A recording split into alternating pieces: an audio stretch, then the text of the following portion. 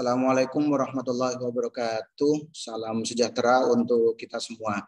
Kembali di channel YouTube saya. Hari ini saya akan membahas materi pertemuan kedua di mata kuliah Software Engineering atau mata kuliah Rekayasa Perangkat Lunak. Kalau di materi sebelumnya sudah saya bahas tentang materi pertemuan pertama yang berisi tentang pengenalan dari software, selanjutnya apa itu software engineering, selanjutnya ada jenis-jenis software atau kategori software, berikutnya ada mitos-mitos terkait dengan software engineering. Untuk materi pertemuan kedua di sini kita akan diskusi tentang model proses pengembangan perangkat lunak. Ada beberapa pembahasan di materi pertemuan ini, mulai dari saya akan bahas tentang kunci utama dari sistem analis dan desain.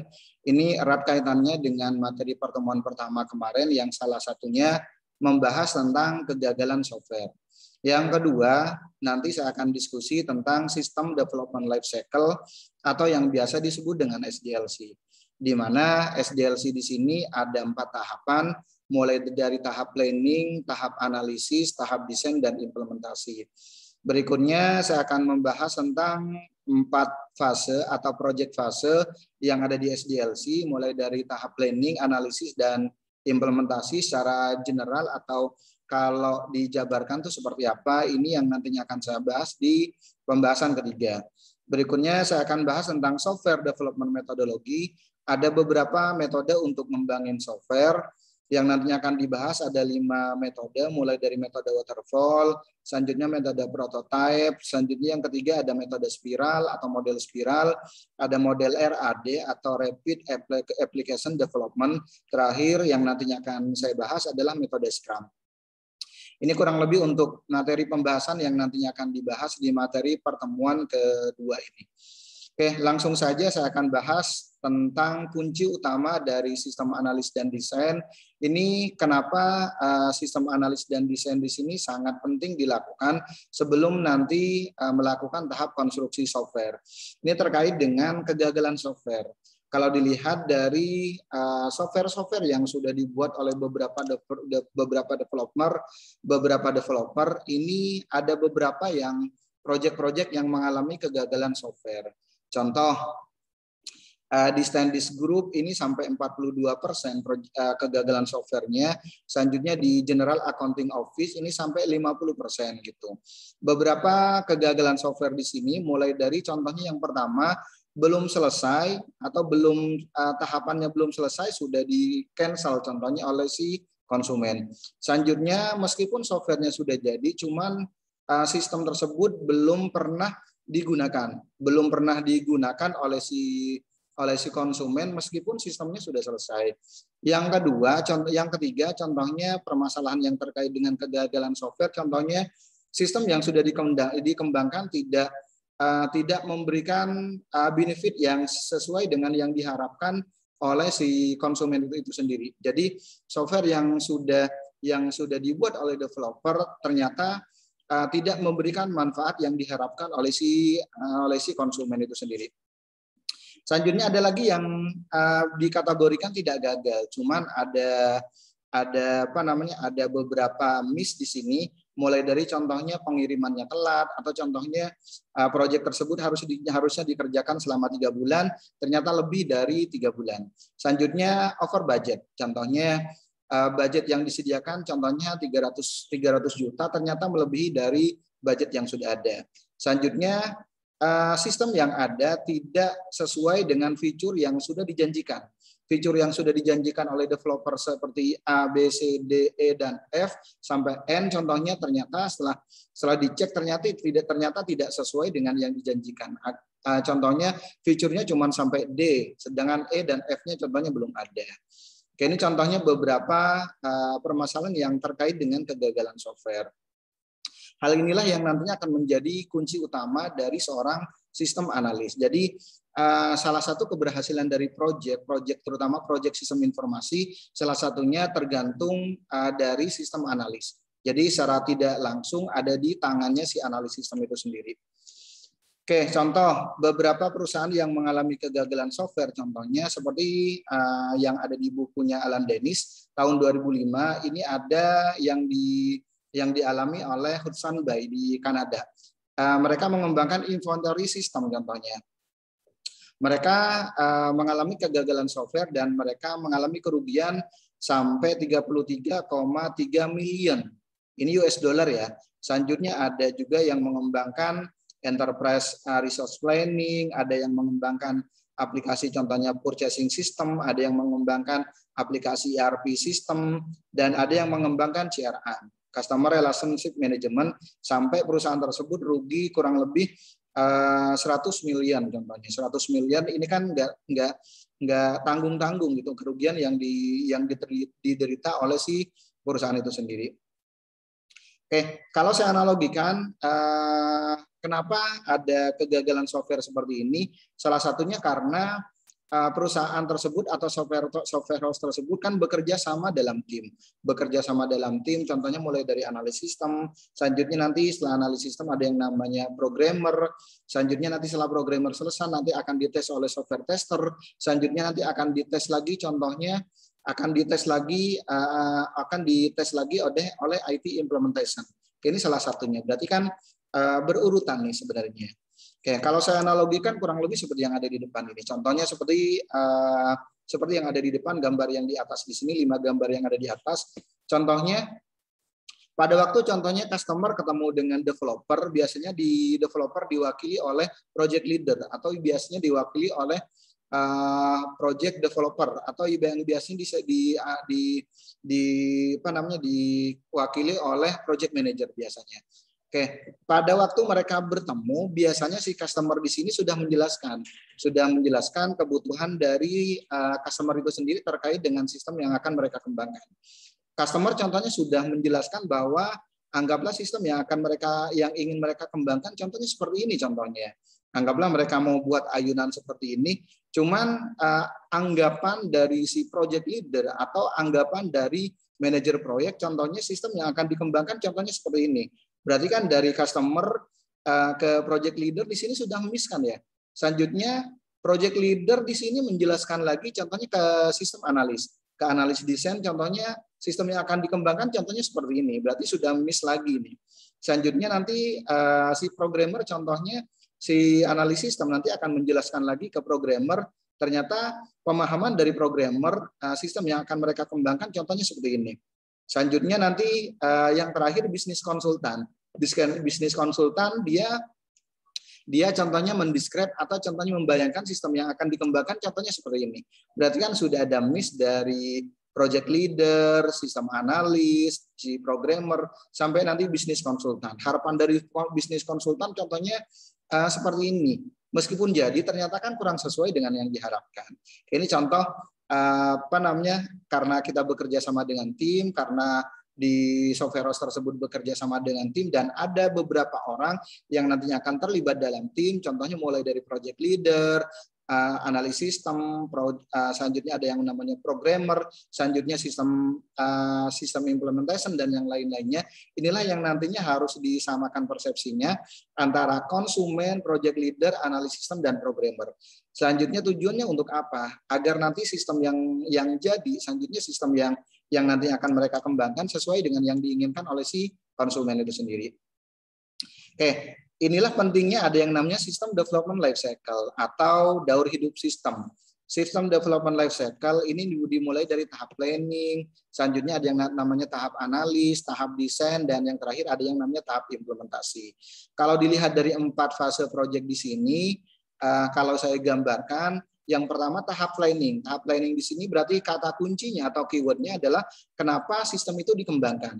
Berarti anggapan dari si project manager pada waktu contohnya project manager contohnya mendapat informasi bahwa ada perusahaan A contohnya minta dibuatin sistem atau minta dibuatin sistem informasi, contohnya yang nantinya harus dipertanyakan oleh si project manager tersebut adalah yang pertama, kenapa sistem itu dibangun?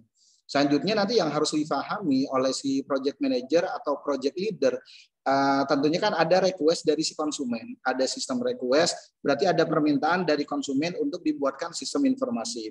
Selanjutnya nanti yang harus dilakukan oleh project leader dan tim adalah menganalisis kelayakannya. Apakah proyek tersebut bisa contohnya bisa dikerjakan oleh project leader dan tim atau enggak. Berarti selanjutnya kalau memang layak untuk dikerjakan, baru nanti project leader akan mengukur project size estimation. Kalau memang proyek tersebut nanti jatuh ke tangannya si software house tersebut, berapa lama software house tersebut akan mengerjakan proyek tersebut. Ini tahap planning. Tahap planning di sini bisa disebut dengan sistem proposal. Selanjutnya yang kedua ada yang namanya tahap analisis. Tahap analisis di sini kalau contohnya proyeknya sudah jatuh ke tangannya si software host, selanjutnya yang harus dilakukan oleh project leader adalah dia harus bisa menjawab 4 pertanyaan ini. Who, what, when, dan where. Will the system be? Mulai dari contohnya menyimpulkan kebutuhan yang nantinya akan dilakukan oleh analis sistem. Yang akan dilakukan oleh si analis sistem adalah dia akan mempelajari sistem yang ada sekarang. Baru selanjutnya akan melakukan pemodelan proses bisnis. Contohnya nanti dengan menggunakan pemodelan dengan menggunakan UML. Selanjutnya di tahap desain, selanjutnya di tahap desain di sini pertanyaan yang nantinya harus dijawab oleh project leader adalah how will the system work? Yang harus dilakukan adalah mulai dari program desain, selanjutnya user interface design, rancangan user interface-nya nanti seperti apa, selanjutnya data desainnya, data-datanya nanti akan disimpan seperti apa nanti di database. Ini pertanyaan-pertanyaan yang nantinya harus dijawab oleh project leader dan timnya. Terakhir ada yang namanya tahap implementasi. Tahap implementasi di sini berarti kan sistem construction. Berarti setelah analis sistem melakukan tahap analisis dan desain, tahap selanjutnya adalah melakukan konstruksi dan delivery. Berarti mulai dari sistem konstruksi, mulai dari aplikasinya nanti akan di-coding oleh programmer, selanjutnya di testing oleh software tester, mulai dari unit testing, integration testing, system testing, dan user acceptance testing. Selanjutnya biasanya ada yang namanya dokumentasi.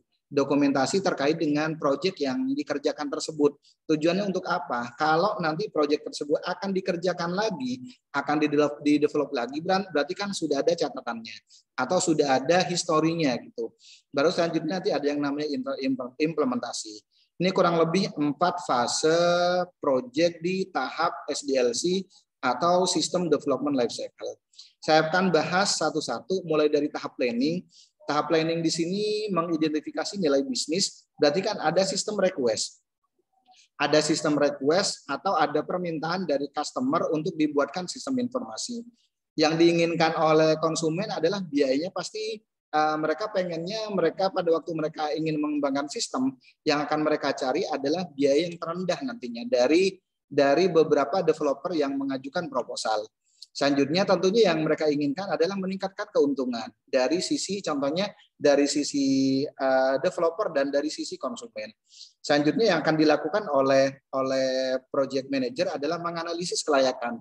Menganalisis kelayakan di sini apakah proyek tersebut layak untuk dikerjakan atau layak untuk diambil atau enggak. Mulai dari technical feasibility-nya, secara ekonomik, harganya masuk atau enggak, secara organisasinya masuk atau enggak, timnya sanggup untuk mengerjakan atau enggak. Selanjutnya yang terakhir memperkirakan ukuran proyek. Memperkirakan ukuran proyek atau estimating the size of project. Tahap ini disebut dengan sistem proposal. Tahap ini disebut dengan sistem proposal di mana project leader atau project manager dan tim nanti akan membuat yang namanya proposal. Kalau memang proyek tersebut contohnya layak untuk mereka kerjakan, bisa untuk mereka kerjakan. Selanjutnya tahap analisis mengumpulkan kebutuhan yang harus dijawab adalah ada 4 W. Who will use the system? Siapa yang nanti akan menggunakan sistem tersebut dan seterusnya. Selanjutnya pelajari sistem saat ini. Selanjutnya apakah nanti sanggup atau possible improvement? Bisa nggak untuk dikembangkan lagi sistem yang ada? Oke, berarti untuk developnya berarti konsep for new system nanti akan muncul yang namanya sistem yang baru. Tahap analisis di sini bisa disebut dengan business process modeling yang nantinya akan digambarkan dengan diagram yang ada di UML biasanya. Tahap analisis di sini sekali lagi bisa disebut dengan tahap bisnis proses modeling atau tahap analisa sistem berjalan. Selanjutnya tahap desain, mulai dari program desain, berarti yang nanti akan dilakukan adalah si project manager, si analisis sistem nanti dia akan menggambarkan sistem yang ada, analisa sistem yang ada atau bisnis proses modeling yang ada dengan yang namanya UML diagram. Oke, ini yang nantinya akan digambarkan. Selanjutnya dia akan menggambarkan yang namanya user interface design.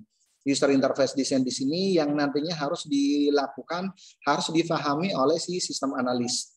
Mereka harus paham siapa yang nantinya akan menggunakan sistem tersebut. Mulai dari form, selanjutnya reportnya, dan yang lain-lainnya. Selanjutnya data design. Data design di sini tentunya yang nanti akan digambarkan adalah dengan menggunakan ER diagram biasanya. Gambar ER diagram di sini nanti menggambarkan data desain, mulai dari data store-nya, nanti data tersebut contohnya akan disimpan di mana. Selanjutnya format datanya. Selanjutnya data tersebut nanti akan menggunakan store-nya atau penyimpanannya seperti apa contohnya. Untuk tahap desain di sini bisa disebut dengan system specification. Selanjutnya terakhir ada yang namanya implementasi. Implementasi di sini berarti dikonstruksikan ya. Sistem baru akan dibangun dan diuji. Akan dibangun, akan dibuat oleh programmer. Seringkali tahap pengujian membutuhkan waktu paling lama. Setelah dibangun, baru selanjutnya nanti ada yang namanya tahap testing. Testing di sini mulai dari unit testing, sistem yang paling simpel, contohnya form-formnya, selanjutnya tombol-tombolnya akan dites, sudah sesuai atau enggak, integration testing, contohnya dari form master ke form transaksi, apakah sudah sesuai atau enggak, contohnya bisa enggak ngambil data dari form master ke form transaksi, contohnya. Selanjutnya sistem testing, sistem secara keseluruhan yang nantinya akan dites. Selanjutnya nanti ada yang namanya user acceptance testing. Kalau sistem testing sudah oke, nanti datanya aplikasinya akan dites dengan menggunakan data asli dari perusahaan. Inilah yang disebut dengan user acceptance testing. Baru selanjutnya ada yang namanya tahap instalasi. Instalasi di sini berarti kan sistem yang lama di off, selanjutnya sistem yang baru nanti akan di on. Oke, ini kurang lebih untuk tahap implementasi. Tahap implementasi di sini ada beberapa metode yang nantinya bisa digunakan. Kita bisa menggunakan metode implementasi secara langsung, berarti sistem yang lama di off, selanjutnya sistem yang baru yang nantinya akan digunakan. Atau bisa menggunakan paralel, atau bisa menggunakan fast development, atau fast menggunakan contohnya pilot contohnya implementation. Kalau yang paralel berarti kan sistem yang lama dan sistem yang baru akan dipakai dua-duanya. Tujuannya untuk apa? Untuk menghindari kesalahan yang ada di sistem yang baru. Khawatirnya nanti sistem yang baru tidak bisa mengakomodir sistem yang lama. Begitu pula untuk yang implementasi secara pilot pun sebenarnya tidak jauh berbeda. Cuman diambil sedikit demi sedikit biasanya. Oke, kurang lebih untuk yang SDLC dan deliverable-nya kurang lebih seperti ini nih. Tahap planning di sini disebut dengan sistem proposal, tahap analisis disebut dengan sistem specification, selanjutnya tahap desain disebut dengan sistem specification juga, selanjutnya baru nanti implementasi. Implementasi berarti sistem yang baru yang nanti akan muncul.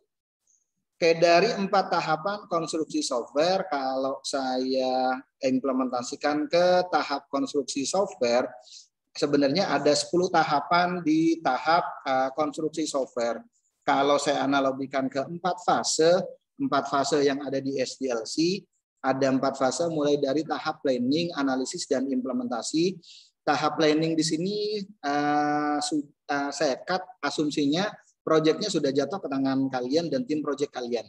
Berarti kita mulai dari tahap analisis. Tahap analisis apa yang harus dilakukan? Yang pertama, membuat yang namanya business process modeling atau analisa sistem berjalan. Selanjutnya nanti tinggal digambarkan dengan use case diagram dan sequence diagram. Inilah yang disebut dengan tahap analisis. Tahap desain biasanya dimulai dari pembuatan class diagram, user interface diagram, ER diagram, dan deployment diagram. Selanjutnya ada yang namanya tahap implementasi. Saya pecah menjadi 3, mulai dari build atau code the software, selanjutnya ada yang namanya software testing, terakhir nanti ada yang namanya implementasi. Ini kurang lebih 10 tahapan di konstruksi software, contohnya yang umum nantinya akan digunakan dengan asumsi menggunakan pemodelan yang ada di UML. Oke, selanjutnya saya bahas tentang software development methodology. Ada beberapa metode yang nantinya bisa digunakan untuk mengembangkan software. Jadi kita harus menghindari asumsi yang ada di sudah dijelaskan di materi pertemuan 1 bahwa keinginan dari konsumen adalah si developer bikin sistem terlebih dahulu, baru nanti akan mereka cross check. Ini tidak sesuai sebenarnya dengan tahap dari software development methodology atau tahap SDLC. Jadi sebelum nanti dibangun yang namanya software, yang harus dilakukan adalah analisa terlebih dahulu, analisis dan desainnya terlebih dahulu. Baru selanjutnya nanti untuk pengembangannya, untuk pengembangan softwarenya nanti akan menggunakan metodologi apa. Oke, metodologi itu apa? Metodologi sebenarnya sebuah pendekatan formal untuk menerapkan serangkaian langkah-langkah untuk menyelesaikan masalah yang ada di SDLC itu sendiri. Oke, metode-metode yang ada di SDLC ada 5, ada metode waterfall, ada metode prototype, ada metode spiral, ada metode RAD, dan ada metode Scrum. Ini beberapa metode yang biasanya banyak dibahas oleh beberapa developer, oleh beberapa peneliti yang tertarik membahas di bidang contohnya di bidang software engineering. Metode untuk mengembangkan sistemnya, contohnya mereka menggunakan metode waterfall, atau prototyping, atau spiral, atau RAD, atau Scrum. Saya akan bahas satu-satu. Apa itu metode waterfall? Metode waterfall juga biasa disebut dengan siklus hidup klasik atau classic life cycle, merupakan pendekatan sistematis dan berurutan. Makanya disebut dengan sekuensial. Pada perangkat lunak yang dimulai dengan spesifikasi kebutuhan user dan berlanjut melalui beberapa tahapan dan nantinya akan diakhiri dengan penyerahan sistem atau perangkat lunak kepada pelanggan. Pada prinsipnya hasil dari setiap tahap adalah satu atau lebih dokumen yang disetujui nantinya. Tahap berikutnya tidak boleh dimulai sampai tahap sebelumnya selesai. Jadi kalau menggunakan metode waterfall ini harus berurutan. Contoh ada 4 tahapan. Tahap pertama terlebih dahulu yang akan dikerjakan. Tahap pertama selesai, baru masuk ke tahap kedua. Tahap kedua selesai, baru masuk ke tahap 3. Tahap ketiga selesai, baru nanti masuk ke tahap 4. Nggak bisa contohnya tahap 1 dilewati dulu, langsung masuk ke tahap 2. Tidak bisa kalau menggunakan metode waterfall. Kayak kurang lebih tahapan metode waterfall, kalau menurut Ian Sommerville contohnya, yang pertama tahap requirement, contohnya selanjutnya ada system and software design, implementation and unit testing, integration and system testing, baru nanti operation and maintenance. Ini beberapa tahapan yang ada di metode waterfall. Oke, yang pertama mulai dari requirement analysis and definition. Langkah ini merupakan analisa kebutuhan sistem. Biasanya berisi layanan-layanan sistem, kendala, dan tujuan yang ditetapkan melalui konsultasi dengan pengguna sistem. Kemudian didefinisikan secara rinci yang berfungsi sebagai spesifikasi sistem. Yang kedua, misalkan contohnya untuk aplikasi web contohnya. Analisa kebutuhannya ditinjau dari kebutuhan admin dan user contohnya.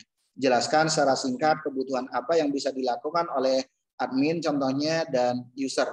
Contoh untuk web, user dapat melakukan login, user dapat membeli produk, user dapat melakukan konfirmasi pembayaran, dan yang lain-lainnya. Contoh untuk aplikasi desktop pada program penjualan, kebutuhannya adalah kasir contohnya. Kebutuhannya adalah kasir contohnya. Nanti seperti apa untuk penjabarannya.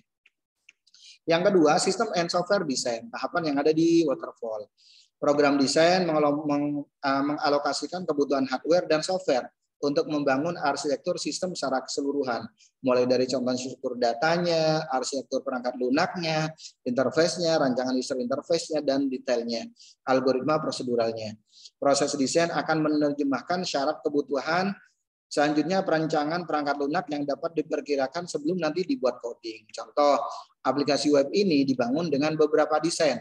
Di antaranya contohnya desain database menggunakan IR diagram, selanjutnya ada LRS, logical structural diagram, contohnya desain struktur program menggunakan struktur navigasi, dan desain sistem menggunakan UML contohnya. Intinya lebih ke tahap desainnya sebelum nanti mereka implementasikan. Yang ketiga, implementasi dan unit testing. Perancangan perangkat lunak direalisasikan sebagai satu set program atau unit program.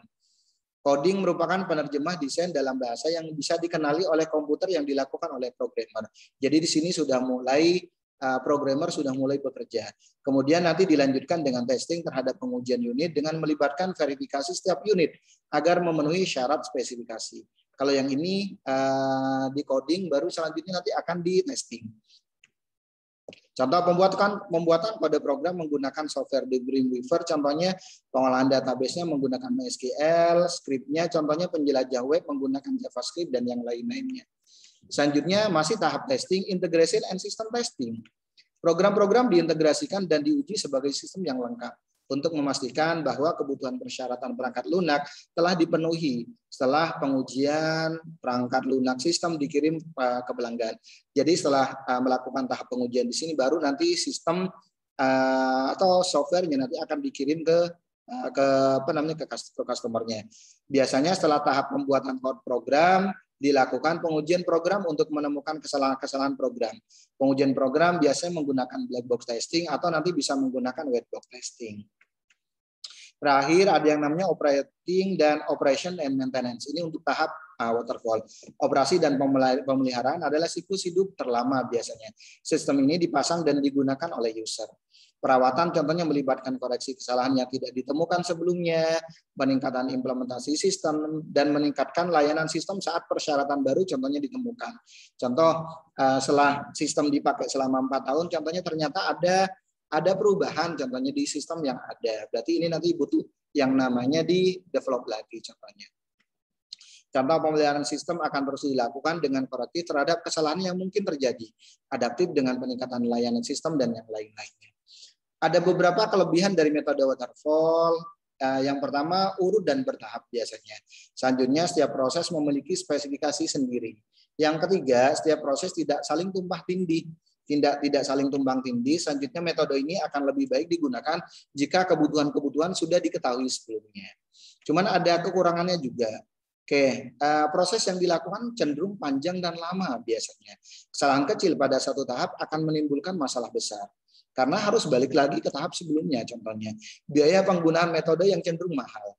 Kebutuhan membutuhkan banyak riset dan penelitian pendukung untuk mengembangkan sistem sehingga pelanggan harus sabar karena pembuatan perangkat lunak baru dimulai pada tahap perencanaan.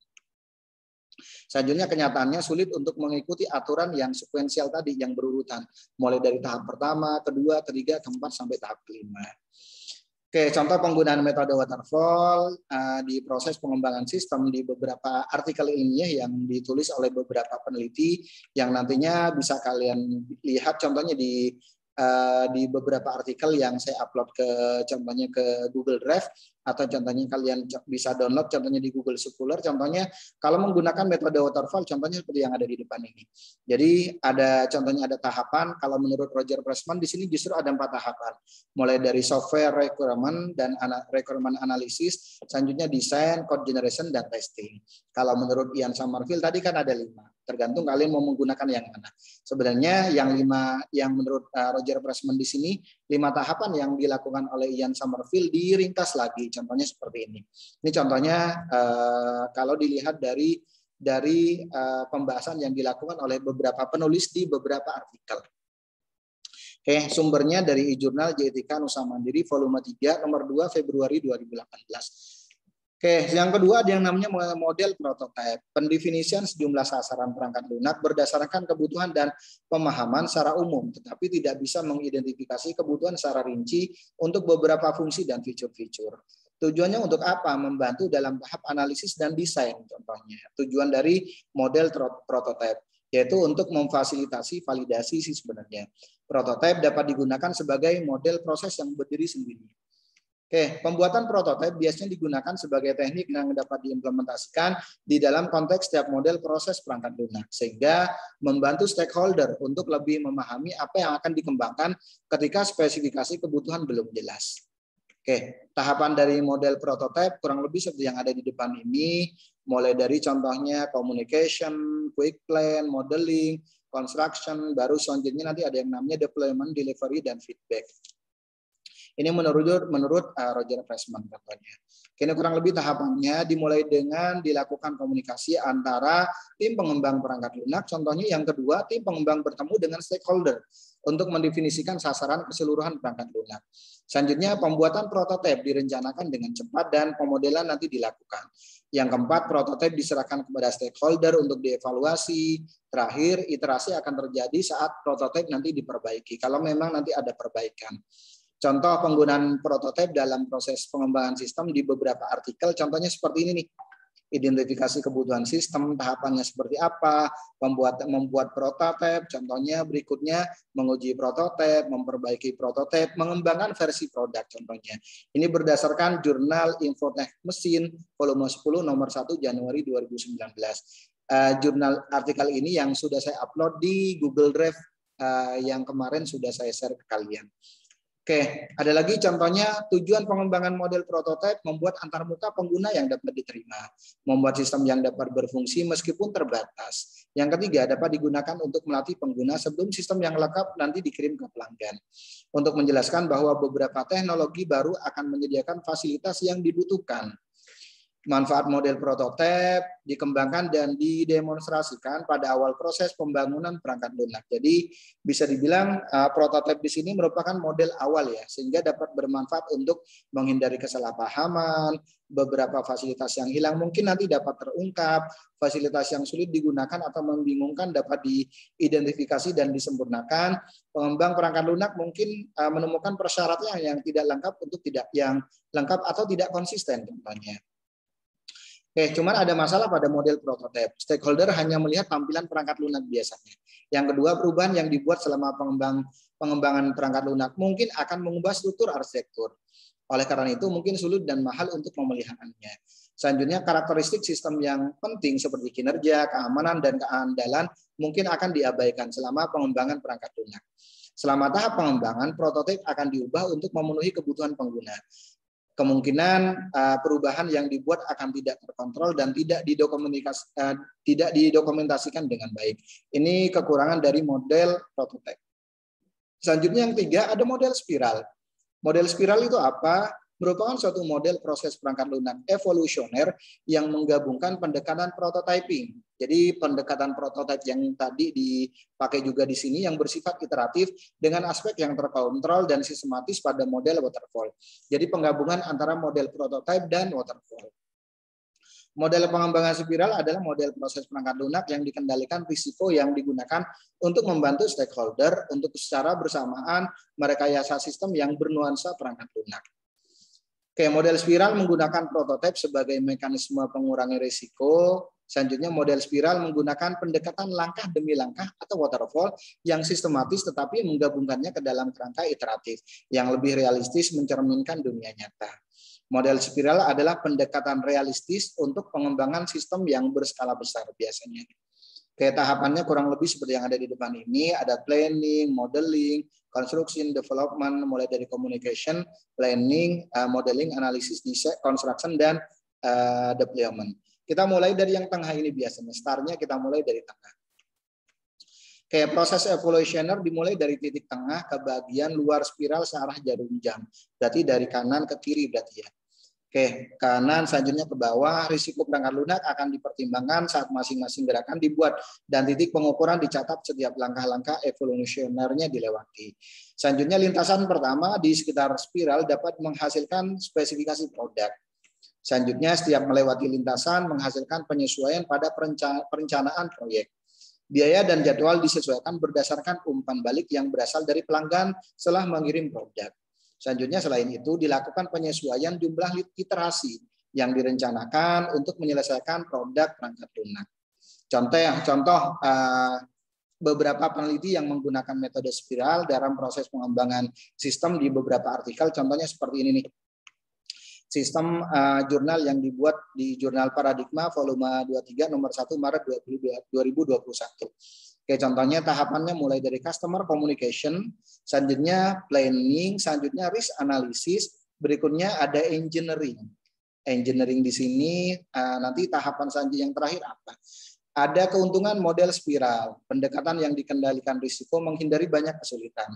Yang kedua, mengakomodasi persiapan untuk evolusioner siklus hidup, pertumbuhan, dan perubahan pada proyek perangkat lunak itu sendiri. Menyediakan mekanisme untuk tujuan kualitas dan perangkat lunak gabungan ke pengembang produk perangkat lunak. Mempunyai fokus untuk mengeliminasi kesalahan yang ada, menyediakan pendekatan terpisah untuk pengembangan dan pemasangan perangkat lunak. Oke, ini keuntungan dari metode spiral. Cuman dia punya kerugian juga. memerlukan penyesuaian dengan perangkat lunak yang menitik beratkan pada kontrol dan titik permasalahan yang merupakan unggulan dari metode waterfall. Berdasarkan keahlian manajemen risiko yang memerlukan penaksiran risiko yang masuk akal akan menimbulkan masalah yang lebih besar jika risiko mayornya tidak ditemukan. Yang keempat ada model Rapid Application Development atau RAD. Maksudnya apa? Teknik berbasis tim yang mempercepat pengembangan sistem informasi dan menghasilkan fungsi-fungsi sistem informasi. RAD menggunakan pendekatan kelompok biasanya. Pada akhir RAD adalah sistem informasi yang baru. RAD adalah metodologi yang lengkap dengan 4 fase siklus hidup yang sejajar dengan fase SDLC tradisional. Penggunaan RAD untuk mengurangi biaya dan waktu pengembangan dan meningkatkan probabilitas keberhasilan. Oke, RAD sangat tergantung pada prototipe dan keterlibatan pengguna nantinya.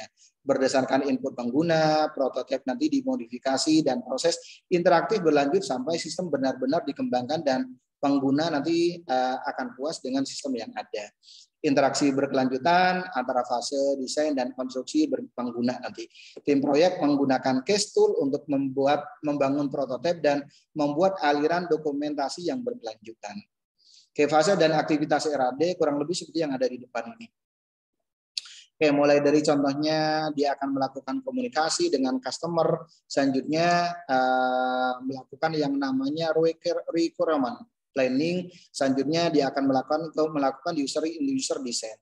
Ini dia akan terus melakukan komunikasi dengan si konsumen itu sendiri supaya nanti tidak ada yang terlewat dari satu fase ke fase yang berikutnya. Oke, fase yang ada di RAD, yang pertama requirement planning. Fase ini menggabungkan elemen-elemen perencanaan sistem dan fase analisis SDLC. Selanjutnya pengguna, manajer, dan anggota staf IT mendiskusikan dan menyetujui kebutuhan bisnis, ruang lingkup proyek, kendala, dan persyaratan sistem. Fase ini berakhir ketika tim menyetujui masalah-masalah utama, mendapatkan izin manajemen untuk melanjutkannya. Yang kedua, user design. Fase ini menggunakan pengguna berinteraksi dengan sistem analis, kemudian mengembangkan model dan prototipe yang mewakili semua input, proses, dan output. Oke, dengan pengguna, desain pengguna adalah kontinu, proses interaktif, memungkinkan pengguna untuk memahami, modifikasi, dan akhirnya menyetujui model kerja sistem yang memenuhi kebutuhan mereka. Ketiga, construction. Construction di sini fase konstruksi berfokus pada tugas pengembangan program dan aplikasi yang mirip dengan SDLC. Oke, yang berikutnya cut over merupakan fase peralihan, termasuk nanti konversi data, pengujian, penggantian ke sistem yang baru, dan pelatihan pengguna. Dibandingkan dengan metode tradisional, seluruh proses dikompresi, akibatnya sistem baru dibangun, dikirim, dan ditempatkan dalam operasi yang lebih cepat. Ini bisa disebut dengan agile, ya, agile development. Contoh model RAD, contohnya seperti yang ada di artikel ilmiah, sumbernya Seminar Nasional Sistem Informasi Indonesia, 1 November 2016. Mulai dari contohnya rancangan kebutuhan, proses desain sistem, terakhir ada yang namanya implementasi. Ada lagi contohnya yang membuat 4 tahapan, mulai dari analisis persyaratan, selanjutnya desain, ada 3 tahap ya, terakhir implementasi. Ini menurut jurnal Sisfokom volume 7 nomor 2 2018 menurut beberapa referensi yang ada.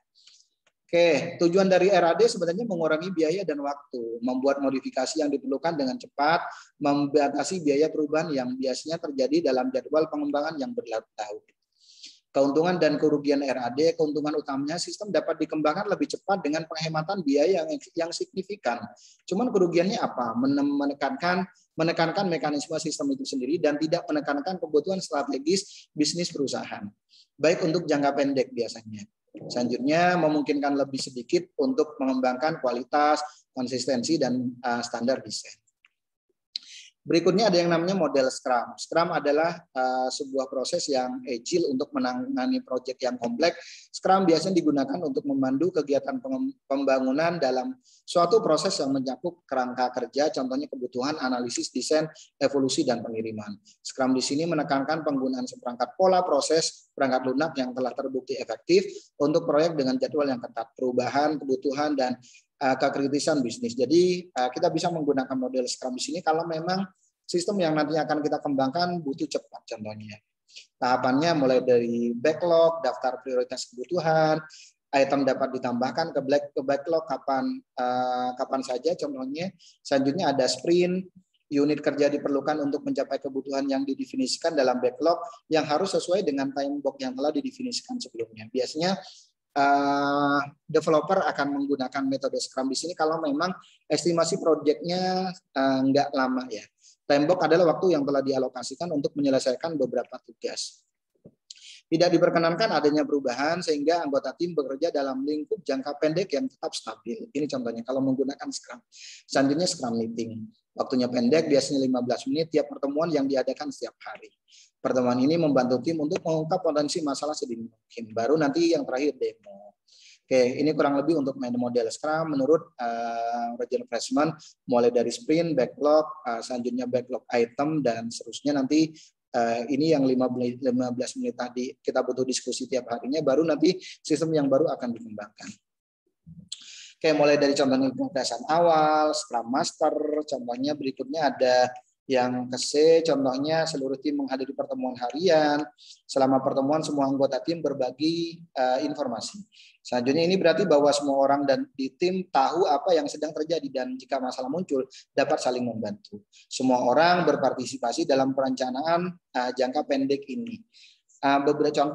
Beberapa artikel ilmiah yang membahas tentang model Scrum atau metode Scrum, contohnya seperti ini.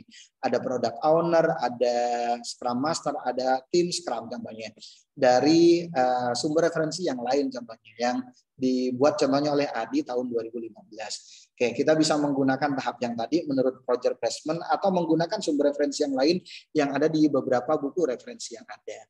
Oke, demikian penjelasan dari materi pertemuan kedua, di mana materi pertemuan kedua di sini memang lebih fokus ke SDLC atau System Development Life Cycle, di mana metode yang ada di SDLC itu ada 5 yang tadi sudah saya bahas, mulai dari metode waterfall, prototype, selanjutnya Scrum, metode prototype, selanjutnya metode spiral, selanjutnya metode RAD, dan terakhir ada metode Scrum.